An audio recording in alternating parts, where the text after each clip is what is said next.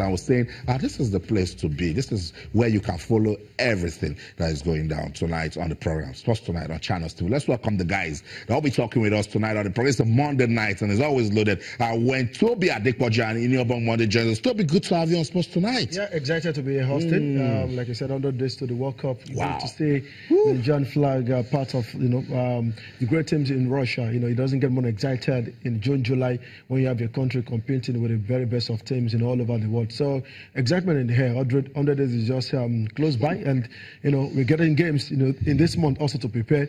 And also great weekend in the MPFL. Lokosa can't stop scoring. Great moment for Lokosa and Kano Pillars.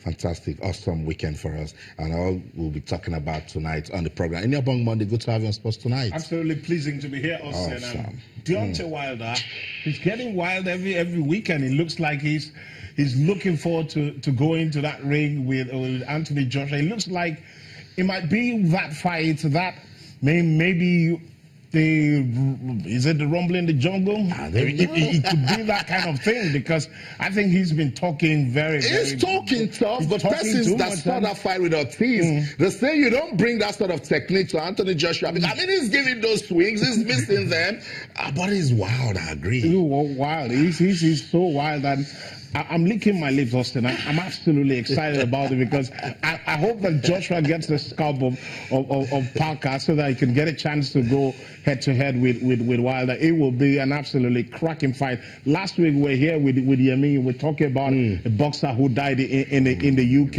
and then all of a sudden the talk of should boxing be scrapped and all of that came up again. But with Deontay Wilder and Anthony Joshua potentially going in the same ring, no one should talk about scrapping boxing. The middleweight is also getting us talking. There's GGG, and of course Canelo Alvarez. Everywhere, it's as big as any heavyweight fighters can think of. And not forgetting the welterweight that has been dominated for a long time by Floyd Mayweather Jr. and of course Manny Pacquiao. So yeah, it's what it is. We've had persons that. It's sad when we lose sportsmen, but some boxing fans just love boxing. I was glad just looking out for all of those knockdowns and knockouts, and yeah, sometimes it's scary. You just don't want to watch. But hey, those that are actually followers of boxing, they love it. Deontay Wilder, that's the guy everyone is talking about now. But let's wait for when Anthony Joshua fights Joseph Parker.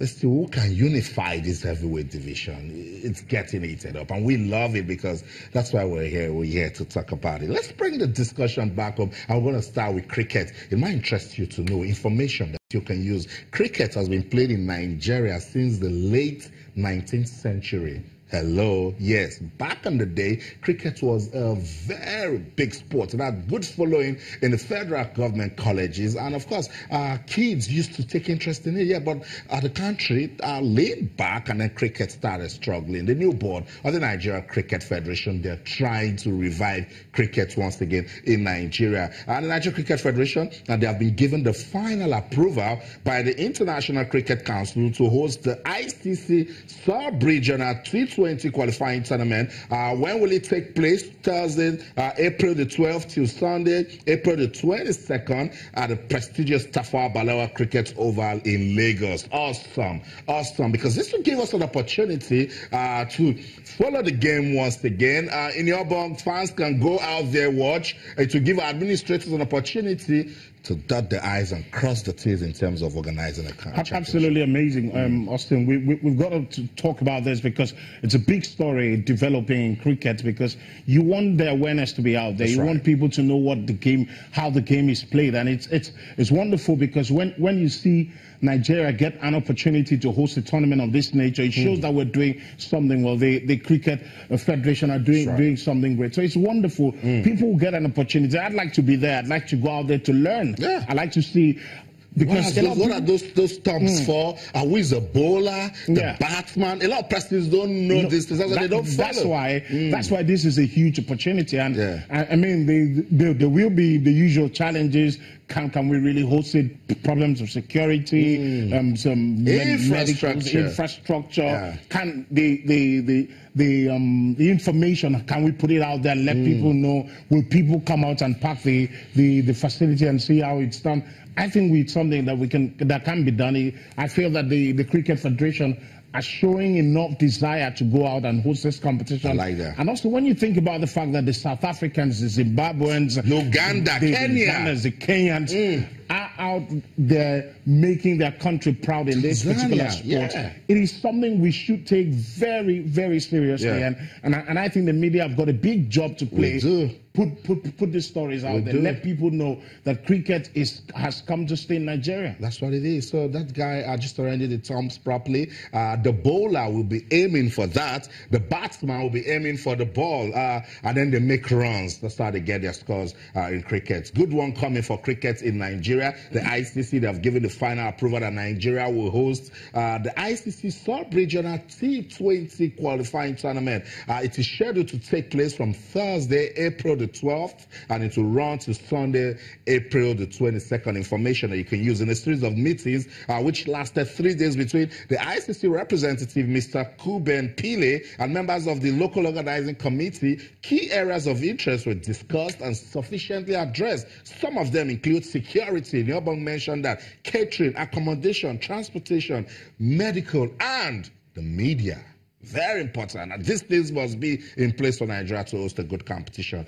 So that's for cricket in the country. Let's play some rugby. Now, we've been following rugby for quite some time now in Nigeria. And over the weekend, the Nigeria Rugby Football Federation, they had their annual general meeting. What was discussed? Key objective for coming together is to ratify the body's constitution, practically foreclosed all issues. Remember, major issues came out of the constitution during the elections in Abuja. So they want to ratify it, make sure that some of the issues that they had in the past doesn't come again. And then, of course, it had in attendance the Secretary General of the Nigeria Olympic Committee, Mr. Tunde Popola, Rugby Afrique Executive member Khaled Babu, a representative from the Ministry of Youth and Sports, as well as board members of the Nigeria Rugby Football Federation. And a very interactive meeting moved on to the review and eventual ratification of the body's constitution, talking about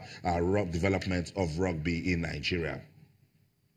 Over the weekend, a lot of things went down. In Kenya, it was the Africa Top 16 Cup. Aaron Quadri and Assar renewed their rivalry at that competition. Let me tell you the story. Aaron Quadri was down 3-1, and then he fought like Nigerians always do. And then it was 3-3. But Toby, at the point we expected Quadri to go on to win, he lost it 4-3. I mean, it was in the decider set. Aaron Quadri, like you said, really fought out. At some time it was games down, came from behind to levels, scores was 3-3. And I mean, it was almost there. You can argue this is the best two players behind the African continent. Yeah. And, Assar has always been there to really give Quadri a tough game. But I think Quadri, coming from behind really showed a lot of, quality in that one. But even though would have loved to see Quadri win, but still the fact that this Egyptian is a bit of edge ahead of Quadri, and Quadri will continue to work out to see how much victories he can get over him. But I mean, these are the best two players. He can give it to both guys. And, that's right. Haruna lost is giving a very, very big fight. At some point,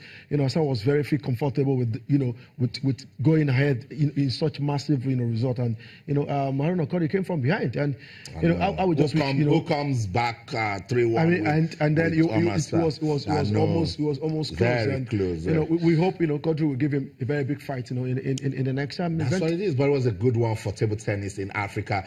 In the women's category, Olufoke Oshonaike could go as far as the quarterfinals, where Adam Offiong was stopped at the semifinals. Dina Meshrev regained a title after beating Sarah Hamfu from Cameroon. Sports tonight on Channels Television. Let's go on this quick break. When we come back, we'll get into the World Cup vibes. Don't go anywhere. Stay.